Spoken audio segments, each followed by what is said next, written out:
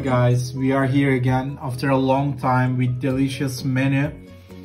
This is chips, regular chips.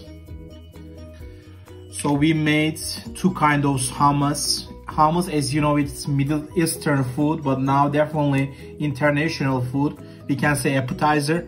This is hummus with green pea, and this is hummus with chickpea. So now let's taste. You can serve hummus with chips or bread, but now we'll try with chips first. I will try green pea hummus. So let's try it.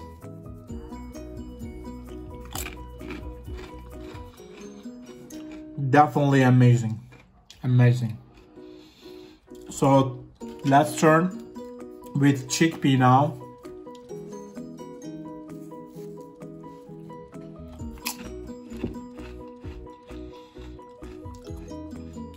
Wow, I cannot say which one is better, but definitely I'll prefer hummus with chickpea. But the other one is also amazing.